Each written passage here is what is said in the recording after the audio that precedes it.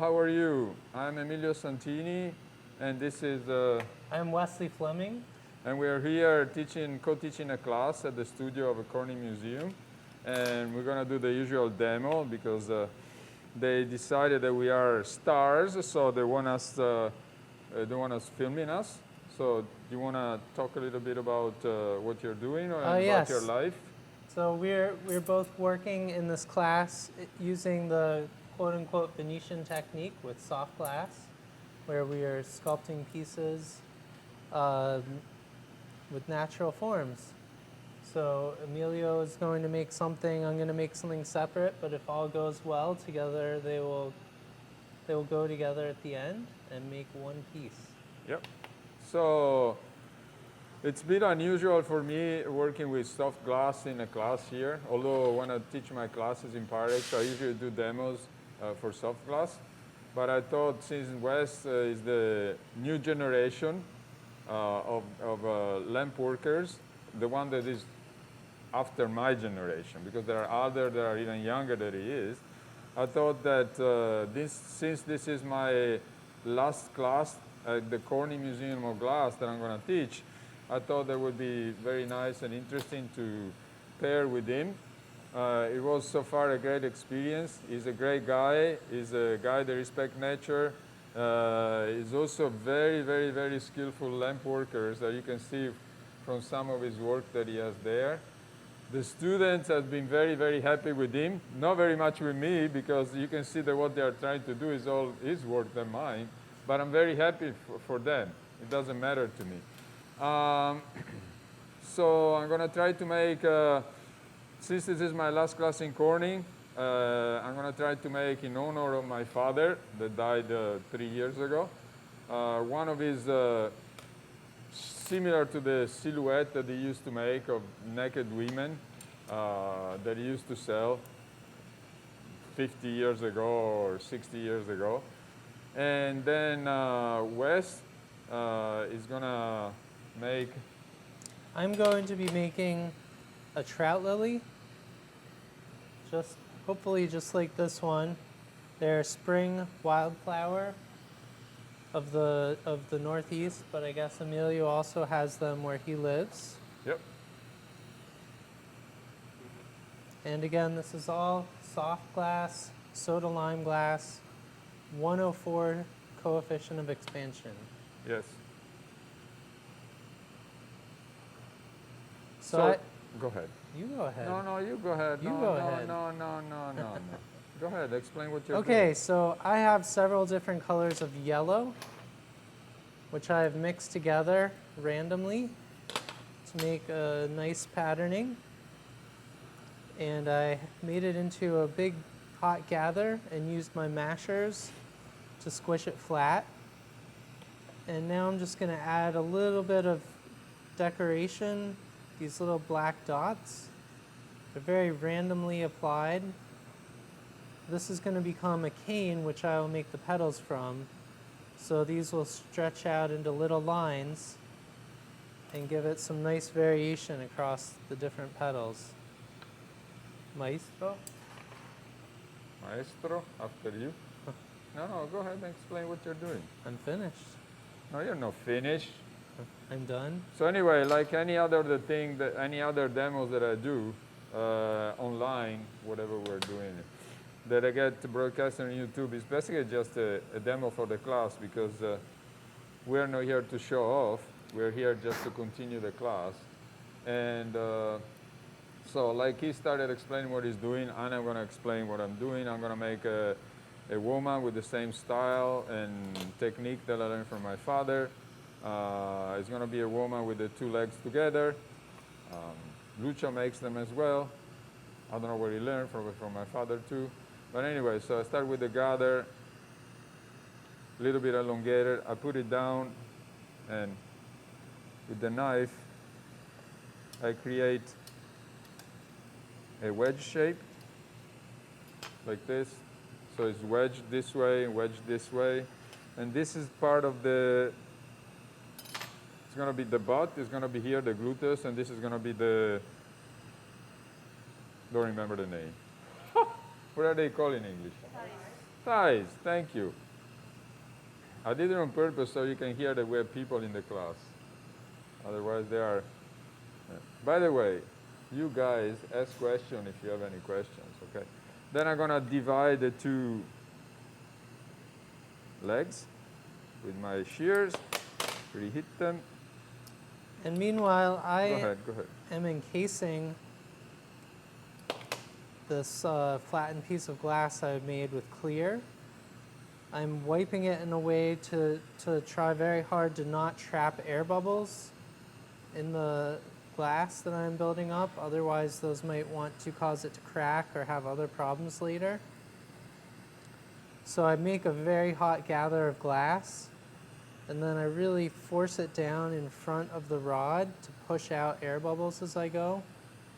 And if I get a little too much of the clear, I wipe that off because I don't want this to have much depth. Why not?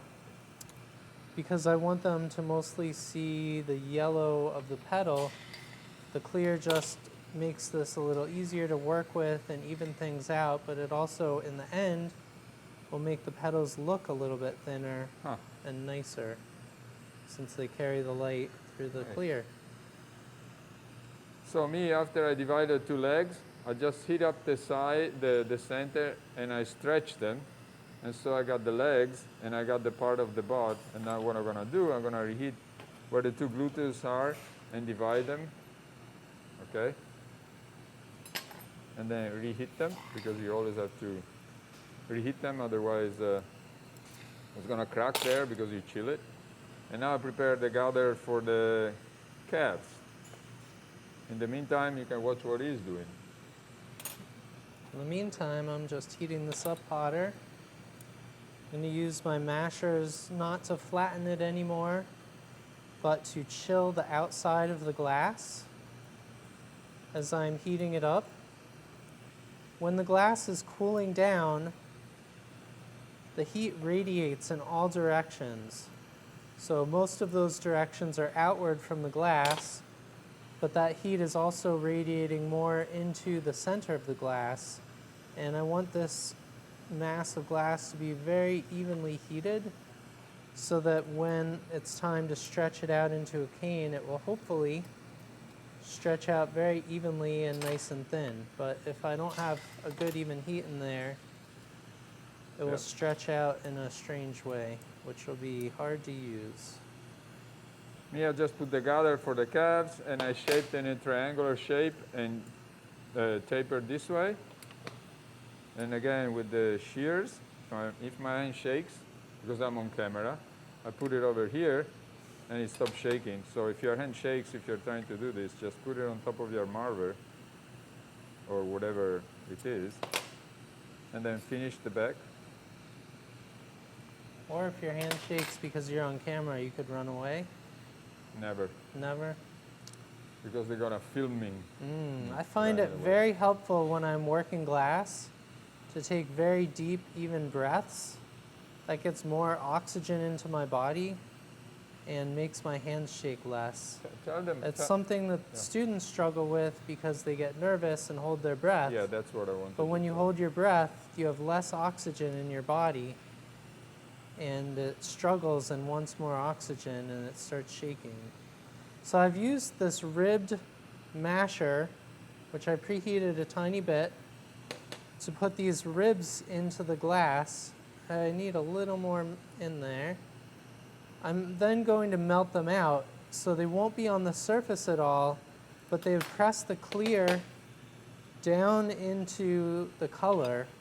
And the effect of that in the end is that even though the surface of the petal should be pretty much flat, it will look like it has ridges in it because the clear is down into the color and above it. So it makes an optical illusion. Keep talking, keep talking. So now I have melted those mostly back in. I really want to get them melted all the way back in. I'm using my mashers again just to chill the outside while the heat works throughout the glass. I'm not mashing these any thinner. And it feels like I have a good even heat, so I'm going to take another rod. I'm going to pull this out, and hopefully I don't run into Emilio or one of the students with the cane. And if all goes well, it will turn into a very nice long flat cane, which will give me a lot of petals to work with. Ideally, I will have much more cane than I need so that when I make mistakes later, I have more resources to fall back on. This is a very important thing about glass working is you're always working with what happens to the glass and the mistakes that you've made and things that happen due to gravity or air bubbles, and it's most important to be able to recover from all those things. Any questions? Guys, you always have a lot of questions. Today, nothing. Anna? Anne? We asked all our questions. So, they can talk, they're not dumb, okay? So, you know what, Emilio, can you explain for us? No. I knew you were going to say no, but I really want you to explain for us the Venetian technique of Oh, yes. control that Yes. you're doing right now, where you work from the One end to the other end. butt and kept that hot, but Yeah. how you're going from one end to the other. I would like Yeah. you to explain that again. For you or for the public? Both. Oh, God.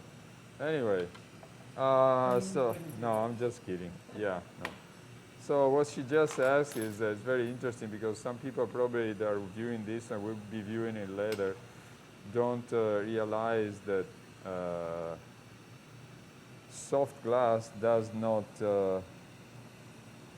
behave and is not a forgiving glass like Pyrex, okay? So the way that we invent is we figure out how to work glass, lamp working glass, soft glass, is that we work from one side of the object, one end of the object, and we move all the way to the other side, the end of the object. And while we're moving from one end to the other end, the part that I just made does not receive any more heat. And so I just flash, when I build enough mass for the trunk, I just kept flashing just the hips, but no more heat on the bottom of part of the legs. And now that I'm finishing the trunk, as soon as I start preheating the chest to put the breast on, I'm not going to put any heat from this line, from the rib cage and down. And gently, this is cooling down. That doesn't mean that it does not need to be annealed, but that's a technique that allows you to make even bigger objects. You can make figures that are 10 inches, a foot tall, and without having to anneal them immediately. And so me and even Wes are batch annealing everything at the end of the day. So, right? Yes, sir. So I'm preparing to make the breast. So often by the time that we're finished working on the piece that we're working on, you can literally hold it in your hand. Right. So if you were to put that in a hot kiln, it would shock it Right. and cause it to crack. So almost everything that we make needs to go in the kiln cold and be brought very slowly up to temperature Yeah. and then slowly back down to temperature.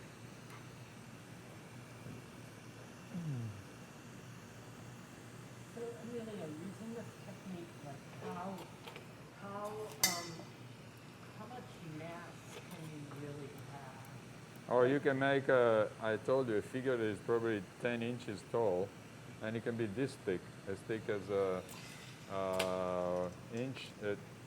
inch and a half or by an inch in thickness in the center. So you can make a very big one. Naturally, you cannot heat it up all by yourself. Usually, like Lucio Bubaco, when he makes his work, he usually has a person on his side when he makes the bigger pieces that preheats the gather for him. But Wes graciously introduced the entire class to, let me show for everybody, those objects here. There are, see if I can knock down everything. Those are small kilns. If you want to take a shot. Those are small kilns that are actually, Wes, can you explain to them? They're made for the beauty and salon industry for heating up curling irons and hair flattening irons. But they come right up to the temperature about 900 degrees, or somewhere between 8 and 900, where it makes the glass very easy to work with and much less shocky, especially when you want very large gathers all at once. Yeah, so I can put a big chunks of glass there, or in the entire rod. It goes in for about, 4 inches, 3 inches in. Yeah. And you can reheat it, preheat it, and then come out, and you have 4 or 5 of those. It come out and it melts right away. So unfortunately, for the people from Murano, where I come from, this is much better than the portacanna, or what do you call it that in English? Rod holder. Rod holder. So, and they are relatively inexpensive, and they are, this one here that you saw is $55. There is a smaller version for 25, right? Well, the one that I paid that amount for, I bought at least 10 years ago. Well, maybe the other one is $30. It's a little bit smaller. And the inside is not clay, it's porcelain, right? So as Wes was pointing out to the class the other day, is that it doesn't pick up any dust. So it's not ceramic like those kilns, the pickup kilns that we have. So you can also use it as a pickup kiln. But you can also, is that a friend of yours that put a controller on it? What did you say? I think that was one of our students. Yeah, they put a controller. You can put a controller yourself. And so the one with the, I don't know what you call those, infinite switch, I don't know. They go 1, 2, 3, 4, 5, and high and low. And so hook up one of those so you can control a little bit better the temperature, because although it goes at 900 degrees, but if you leave it there for an hour and use it as a pickup kiln, it's going to slump it a little bit. So if you want to avoid that, you got the little controller, and then if you have a pyrometer, an optical pyrometer, you can measure it. But it can be used as a pickup kiln if you get the right temperature, right? Yes. Yeah. So it's an interesting device, very inexpensive. The only thing that I don't like about it, yes, there is something that I don't like about it, is that it's not insulated. So you have to be careful not to touch the very top of it. So it's not insulated. And so you can always insulate it yourself with fiber frags all the way around. But besides that, I'm going to buy it when I go home. So It passes the Emilio test. stop it. Stop it. So while Emilio was explaining about the curling iron heaters, rod warmers, I started pulling out this cane into the petals that I will use for the flower. So I'm working with a much smaller flame than I was working with before, so I can get a nice taper to the small amount of glass, and it also comes out very thin. And you can see already between these two that I made, because of the random dots of black on the cane, how they're slightly different. So that will make a nice variation for the flower.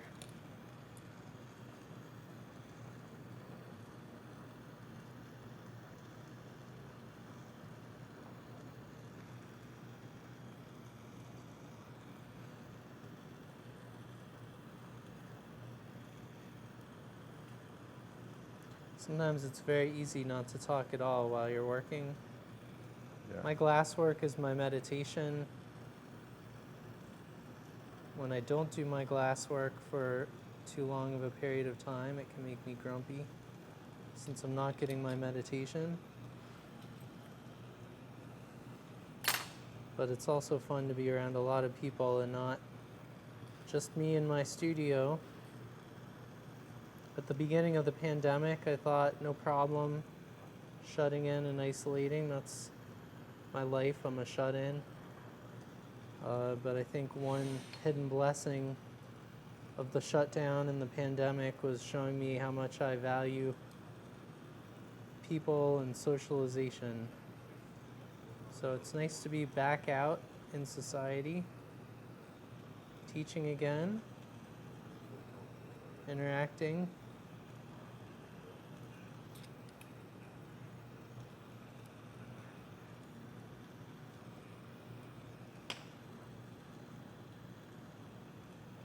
So what are you doing now, Maestro? Oh, I put a scorpion. Oh, you're almost done. No, I'm almost done. It takes me another 20 minutes to finish this piece, or half an hour. That's You good. said the scorpion for the head? No. It's a bratwurst. It's a sausage. It's a sausage. A sausage Sean! head. You want in front of the camera? Yes. Man, I told you not to wave at your mother. Why don't you come on this side? Huh? He wants to be famous.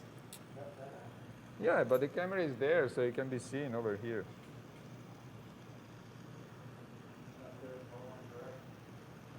So I have a mask because COVID. I have a pair of glasses because I'm working. I have a hat because I have no hair. And I'm actually no Emilio Santini. You don't recognize me, so, right?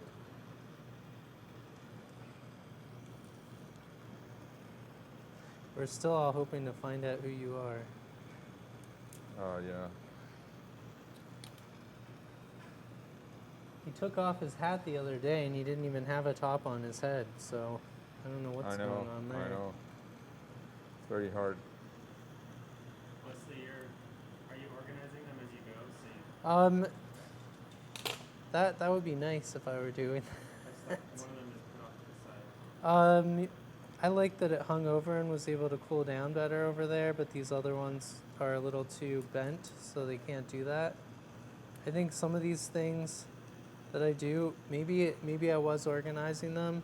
That was not consciously happening, but now that you mention it, that would be nice if I were doing that. Sometimes when I teach, I learn better ways of doing things from the students who ask, "What am I doing?" I have no idea what I'm doing. What are you doing? When you just work alone in your studio, oh, that was a crappy one. We'll still keep that one. You work alone in your studio without the world, you can pick up bad habits or do weird things and never even think about it or notice. Now, anybody come and visit you at the studio? Or you live, well, now you live closer to than civilized Closer world. to the world, yes. Uncivilized world. But I before have they neighbors didn't. now, yes. People came? People come and visit us, just not in my studio. Oh. Who No. needs to see that? No, because I have neighbors. Every now and then they come and they pop in while I'm working, and it's nice. And then you start talking to them, no, and you get distracted. Yeah, I don't think I could talk to people while I'm in my studio. And then at the end, I end up doing nothing when they stop by. It's interesting, but you make no class.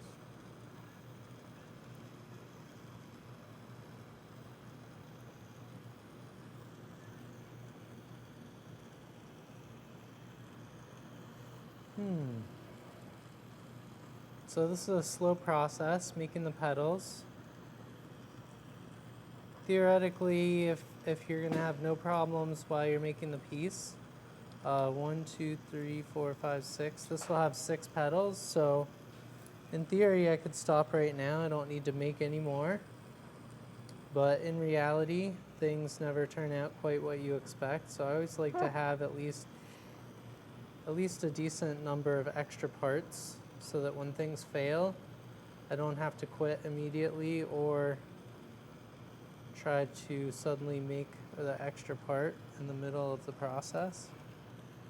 And When you, yes, Georgia. the second punching, when you put that little bit of an angle in it, Yes. can you tell me why? Okay.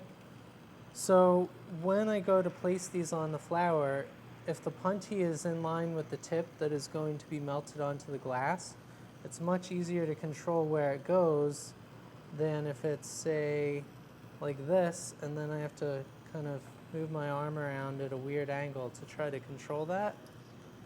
So I always like to have the tip that I will be working of whatever sculpture I'm making in line with the puntees. Sometimes it takes quite a big bend to make that happen. In this case, it's just a little bit of a gooseneck. Wes, Yes, why don't you Emilio? explain for the public what you have over here and why you do have it? I have a very fancy special wrist rest. This is helping me to steady my hands. They're hard to find, but if you go into your local hardware store, they might have some for $4 or $5. I just stick it in the torch, and then as long as I haven't used it, I don't want to burn myself, but I can rest my wrist right on it, and it makes my hands much steadier than just trying to hold them up here. It also takes a lot of the pressure off my shoulders. So because this is what I do with my life, making glass, I want to be careful with my body of ergonomics so that I can hopefully still be doing this when I reach such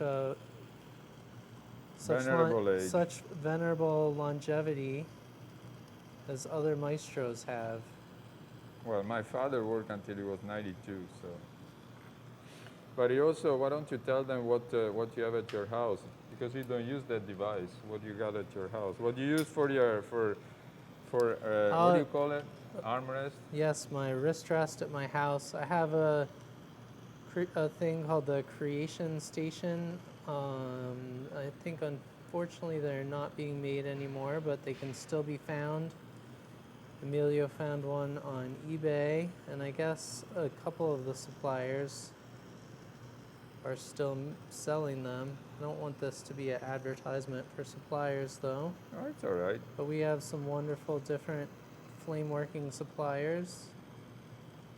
It used to be really hard to get different colors and tools, and there's so many great suppliers now. It's nice.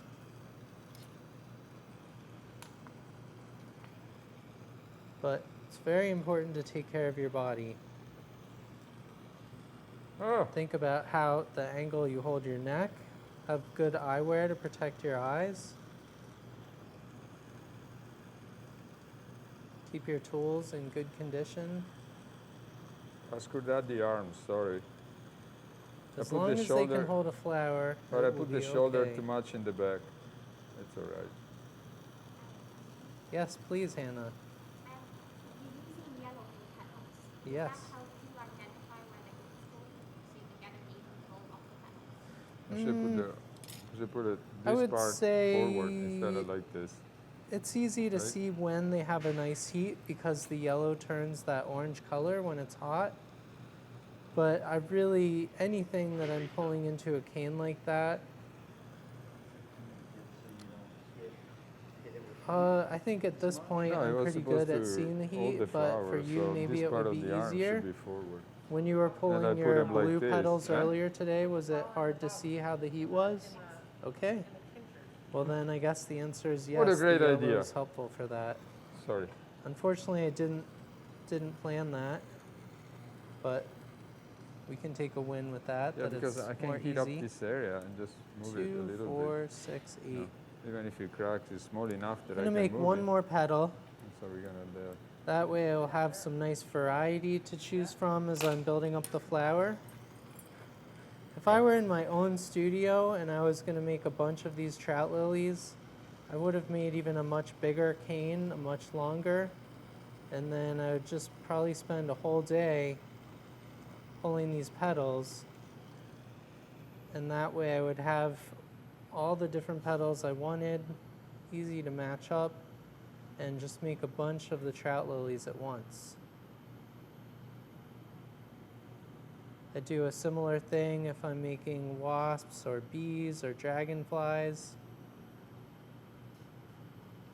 I just make a whole pile of wings at once. It can be hard to make matching pairs of wings. So when you don't have to match them up and you just have a pile to choose from, life is much easier.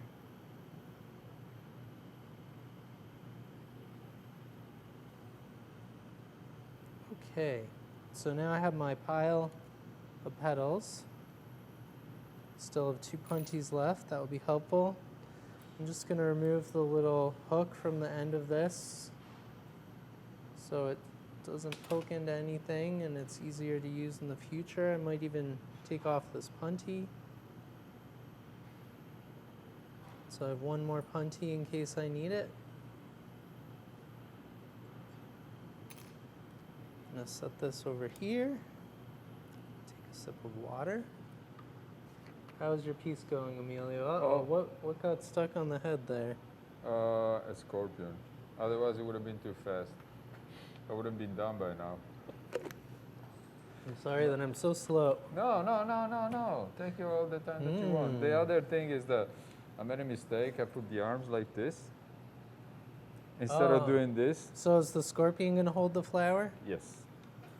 As our dear, I forgot your name, suggested. Sharon suggested. Sharon suggested, let's put inside the scorpion. Okay. Now the problem is, what is the woman going to hold? Maybe some petals. The petals on one hand and a leaf on the other hand. So she's putting together the flower. All right. Well, now I'm making the base part of the flower. This is what all of the petals will attach to. And now I'm going to make the pistil. Pistil. This is the center of the flower, the female part, which will pick up the pollen from the stamens. Is that correct? The male part. Can I say something? If you insist. No, and then I shut up. Not to make mistakes, okay? This is called pistol, but it's not a pistol, a gun, because we're against guns. But anyway, that's all. I am against guns. That's another subject. Okay, so I've made what is the ovary of the flower, and then the pistil, which is the center part. I'm just going to put a little dot of a darker color at the top. This is the part that receives all of the pollen from the stamen, probably not just of this trout lily, but of other ones which are growing around it for pollination. And then I will start working on a structure that will help the piece hold together as I work. So, kind of looks like a rattle maybe. A what? A rattle. What is The it? thing that a baby holds that makes a shaking okay. sound. Or a maraca for playing music. Maracas, yeah. So I have some clear, which I have attached to that. This is going to be structure which will be removed at the end of the flower, but it will help me as I build up the flower. This is bridging. Don't need you anymore. Don't need you anymore. Do need you.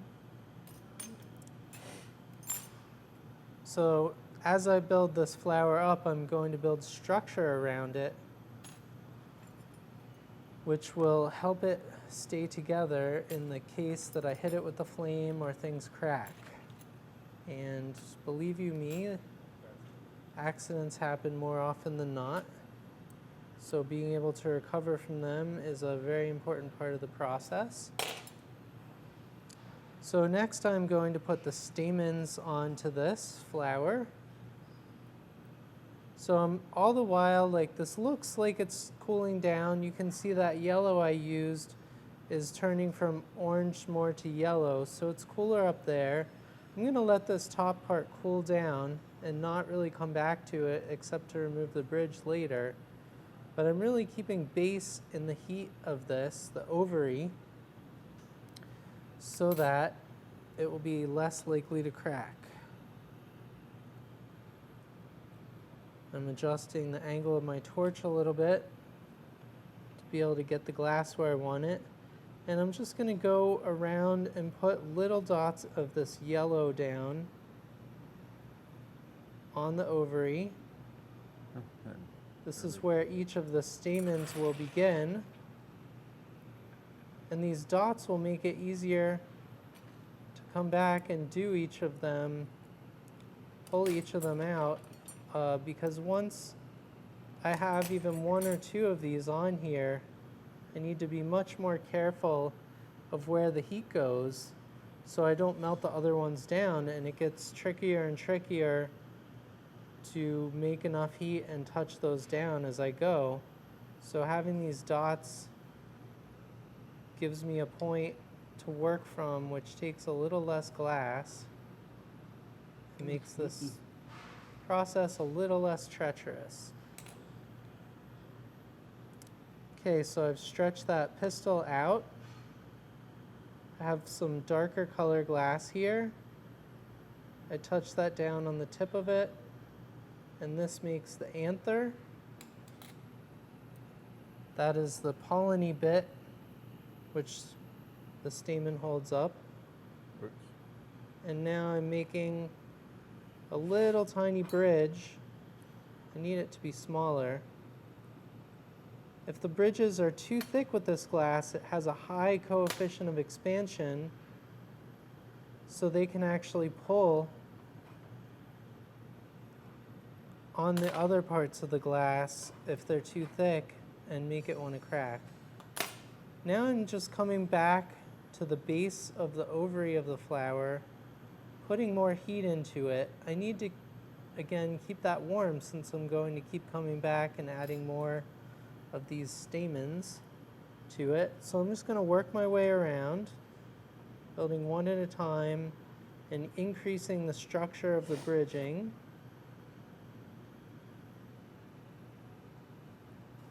And this yellow glass is very soft, so it pulls out nice and thin with not so much heat. Again, this is a trout lily which I'm making. They're a wildflower which blooms in the woods in the spring.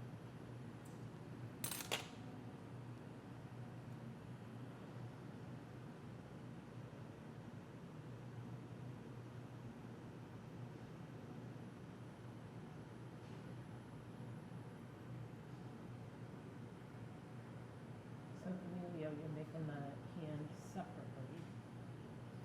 I'm not breathing. I cannot answer. Deep breaths, Emilio.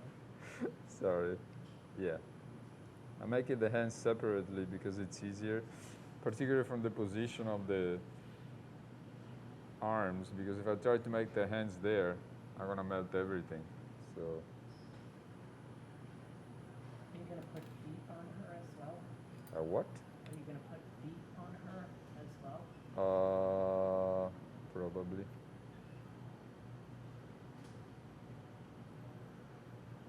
I noticed when you were making the scorpion, you did the same thing with the heat. You went from the inside Yeah, of the yeah, scorpion yeah. out. Yeah, thank you. Can I hire you as you describing what I'm doing? Absolutely. I'd love to. Absolutely. So it's a teeny tiny hand. I don't know if you see it. Can you see it? Okay. And just to compare with my fingers, you can see how big it is. And yeah, it fits. It's a little bit larger for that figure, but you know, This is Corning, everything is big, right? What's the biggest thing in Corning? Can anybody answer my question? The What's the Palomar, biggest thing in Corning? Cast glass lens. What? the biggest piece of glass, or just No, the the biggest biggest thing? thing. Like the mountain behind Corning is pretty big. No. What kind of thing do you want to talk about, Emilio? It's the ego. The ego. Is the biggest thing in Corning. Huh? I was gonna say Emilio's ego. No, my. Sorry. That's very good. Emilio's ego is one of the smallest things Thank in you. Corning. No. I have a big ego. But I'm very, very good at hiding it. That was a very good joke. Thank you. You're not gonna get anything from me, huh? I'm gonna give away all the demos, but not to you. No, I'm sorry. I'm just kidding. Yeah, but I think it's the.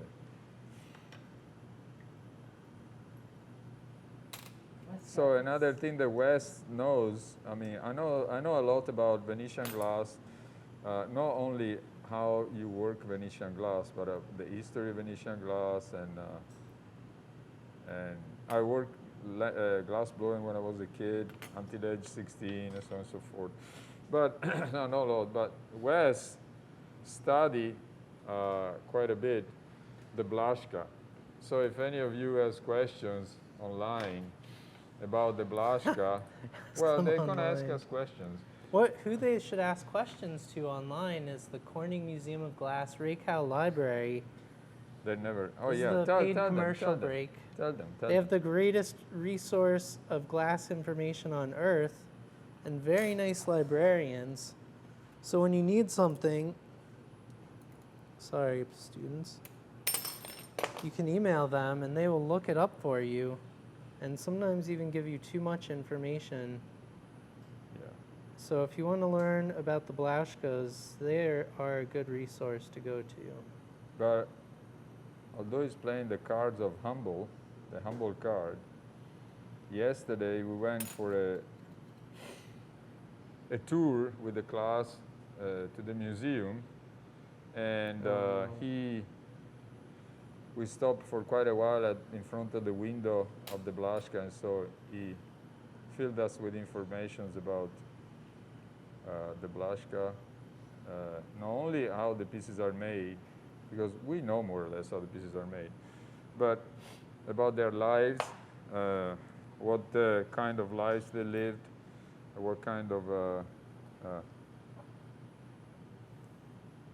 what kind of lives they had. They were basically the only thing that they didn't have was a chain to their benches, but that's what he told us. Now he read some of the old letters that they were writing to each other and other documents, and it was interesting to know that, as he said, they didn't really have a life. They were just working. You want to add something to that? Yeah, I think there was a while where I just really, it was like my goal was to be as good as the Blaschkas at what they did with the glass. But in reading their correspondence and just learning more about them, and especially after the pandemic, I think one gift I got out of the whole shutdown was learning how to enjoy relaxing a little bit more and not Perfect. worry about working when I wasn't working. And the Blaschkas, so many people aspire to their level of skill and say there are all these lost secrets. But really the truth is, if you spend your entire life working with glass, especially if you do almost absolutely nothing else, you build up incredible hand skills. This isn't to discount the lineage of glass workers that they came from, Yeah. but at the end of their lives, they basically did nothing else. They had, if you don't know what a dumbwaiter is, it's like a little elevator that you can operate with ropes. It came down into the basement where they worked. They wouldn't take a break to eat. They would the mom would send food down on the dumbwaiter, and they just sat there and worked and worked and worked and worked. And, you know, in some ways probably had a very beautiful life, but in some ways probably a very sad life too. So I enjoy glassworking. I love doing it, but I also enjoy living my life.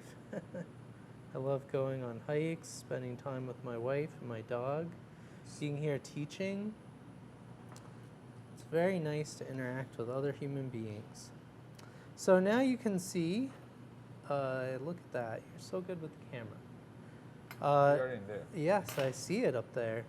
You can see I have the ovary, which I've been keeping warm. I have all of the stamens built up, and then I have this structure which looks like a little bit of a crown or something over it. This is bridging of clear glass. This will all be removed afterward, and it is important, again, to keep these nice and thin, thick enough that they will hold things together if it cracks or if I have a problem, and that will help me recover. As I've said before, one of the most important things about working with glass, and probably most other materials, is knowing how to recover from your mistakes or from the natural tendencies of glass.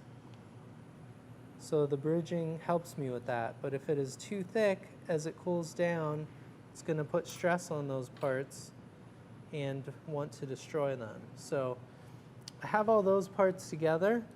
Now I'm going to begin adding the petals. Are you writing notes to each other there? No. Not for your notes. No rush, but it's 15 to 12. Wow, that was a quick 15 minutes. No, it takes 15 minutes to 12, but don't rush, because Okay. we can do an extra 10, 15 minutes, so don't have to. Okay? Just do what Sorry you to have to put you do. on the spot. Do what you have to do. It makes it more fun. Ah! Sorry, it's hot.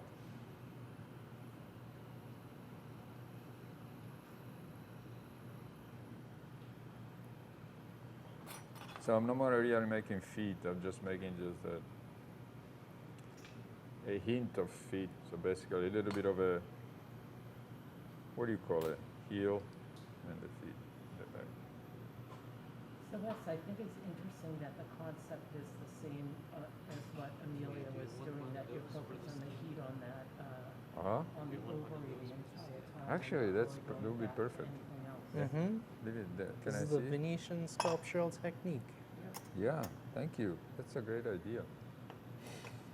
So I'm going to show you this thing. This is a foot that come closer to me. This is Denis Gerasimov, and he made the foot over here with the blowpipe. And this is all soft glass Moretti, so I'm going to make the piece on top of it, okay? And then we're going to try to. That is the easy part. The difficult part is to make my piece fit with this flower. Thank you, Dennis. That's better than a tripod. Much better than the tripod. I might have a bigger one. No. This is perfect. So while Emilio is making his feet, I've begun adding the petals. Oh, I just made a terrible bridge. I'm not going to put the usual. No grass. Just clean.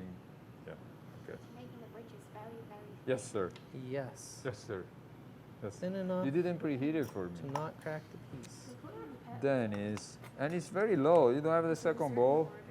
Not on this one. Yes, sorry. Jade, I Ah. always put the inner petals What on if it first, cracks? because once And they are you on, try I to- won't be able to go around them. That one's too small.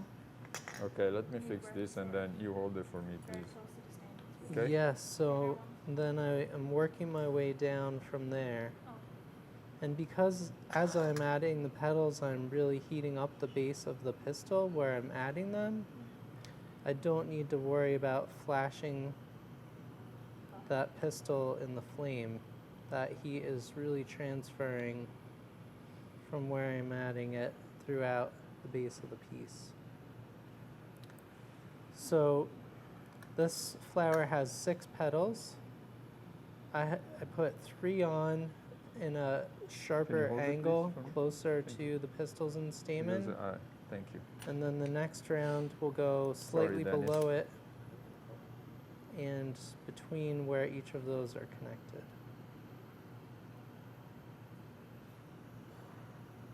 Are you praying?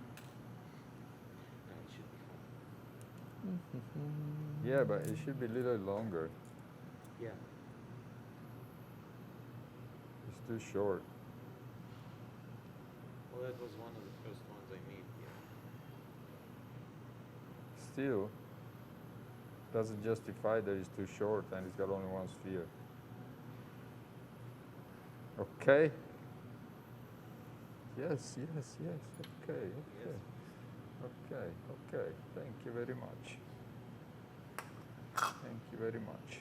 So one thing that you should learn, you all viewer, glass blowers, lamp worker, whatever, learn as much as you can to use both hands, because I learned from my father, and he told me, always told me, and he's right on certain objects, like when I blow cups and feet, my right hand is the hand of the tool, the left hand is the hand that holds the glass and rotate. No, you need to learn to rotate uniformly and constantly. Vice versa, if you're left-handed, you do the opposite. But we were talking with Wesley last week. He said he's sort of like ambidextrous, and because I was noticing that he was making an object, one of his bugs, and I said to him, you don't switch hands? No, I can do it on the other side, and it makes so much easier your life if you force yourself to learn to use also your left hand, not for everything. So learn to do that if you can, okay? I suggest starting with eating food using the spoon. It's much lower stakes than just trying straight off to use your hand around the torch or sharp tools. Get a little yogurt on your face, it's okay. So I'm using Dennis' foot just so we can collaborate with one of the students of the class. I usually, when I make those figures, I usually make a tripod and then elaborate, make other things sticking out. So the figure is more or less finished, and then when he's done, can I use this one as a sample? Certo. Grazie, grazie. Prego. Grazie, grazie. Ah, sorry. Nice. Almost broke everything. Like that. But then I need can you give me one of those pedals, the smallest one that is there in front of you? Hold on, Why I'll don't get you- up. for a Emilio. second. No, you need them. I don't need them. I'm on Okay. my last one. Oh, really? Thank you. Oh, perfect timing. I want you to use my pedal. I didn't know you had extras. Sorry. Jesus. This from Massachusetts, huh? With the bridges, do you always put a little bend in them to accommodate for the contraction? Huh? Yes, and also just to kind of keep them away from each other. Right. Isn't it beautiful though? Shouldn't I just leave all those bridges on there? Looks almost like a spider web. Yes. Someday I need to make a spider web. Amazingly, something I've never done. Okay, so I have all my petals on. No, I stole two. Next, I'm going to add some sepals. The ovary has gotten really cool, so I need to heat this up a little bit okay. more. Ugh.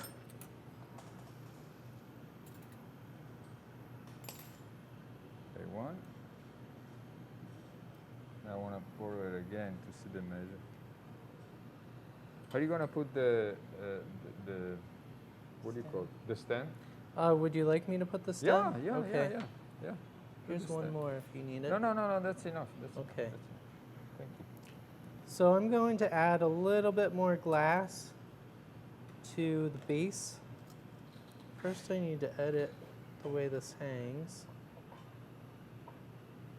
It's always easier to keep things on center. And then you can make them more centered as you go. You can tell by looking at these yellow flower petals, they're very yellow at the top, but at the base they're orange. This is a nice aspect of this color of glass that you can use to your advantage while you are working, because it tells you, it's like a thermometer. It says, I am warm when I am orange.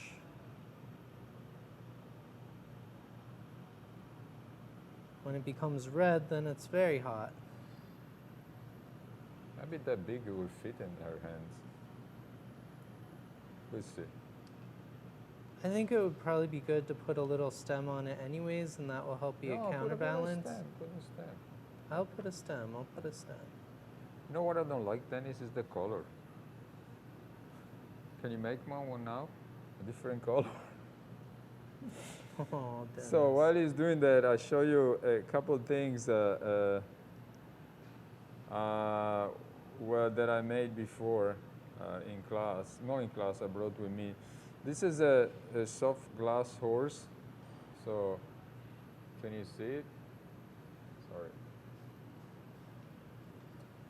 Can you get it? Yeah. So you can see how big it is, okay? It's very, very small. And it's made with soft glass, and it's a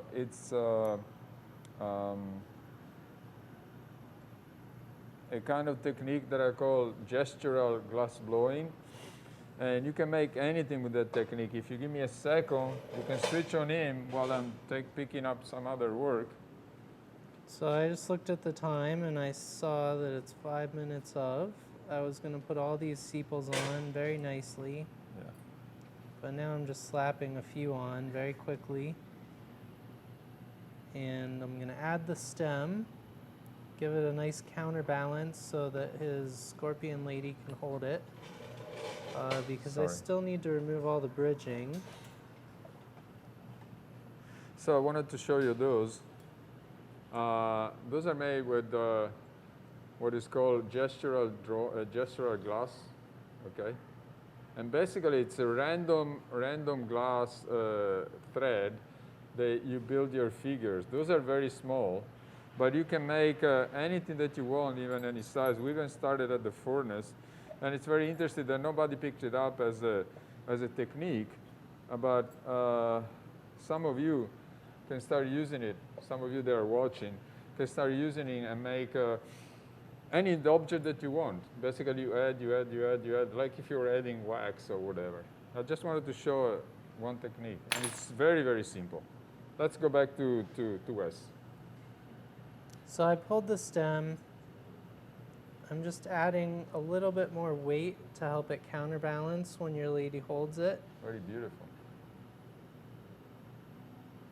Very nice. Thank you. I love your work. Grazie. Prego.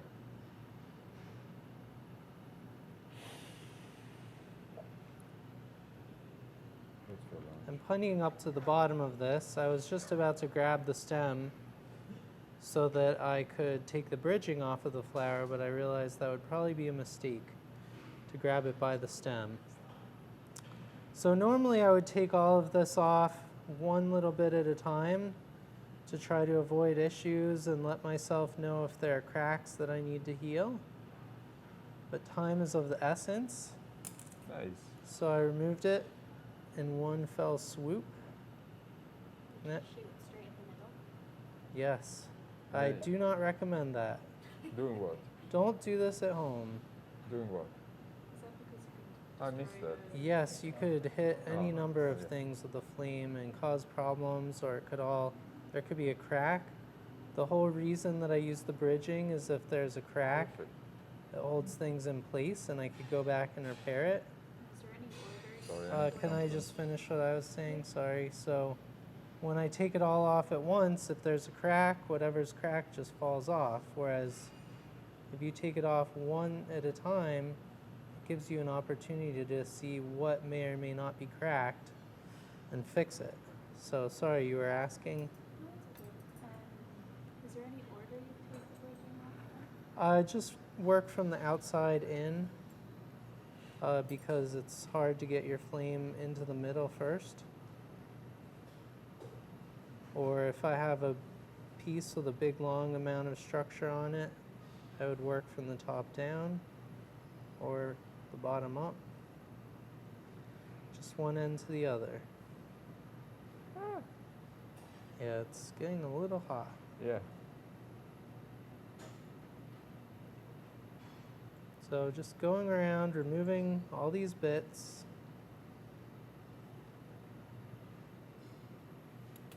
Very nice. Yes, normally this flower in real life hangs down more like this, but because I don't know if it fits. there's going to be a scorpion holding it, Or maybe the hands. you think it's needs to be wider or less wide? I have no idea. Well, you know what? Can you hold that up? Yeah. Oh, what about their hands? What about their hands? Let's go with this. What about their hands? Let's go with this. No. Yes. Oh. You do it. It's your call. Because these petals are so thin, they're less prone to shock. Yeah. If I am trying to heat it up like this at this point, I could crack it. But they are nice and thin, so I can hopefully be doing this step and not ruin the entire piece that I just spent an hour making. 1 hour. Yeah.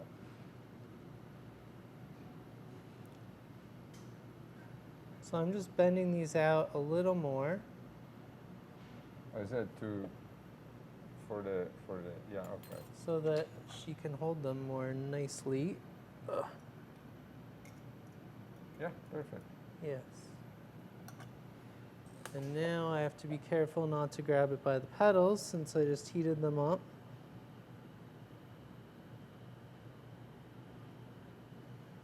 Very nice. Let's try to see if it fits. Put it there, yeah. Does it fit? Yeah. Wait, no, it's shooting from there,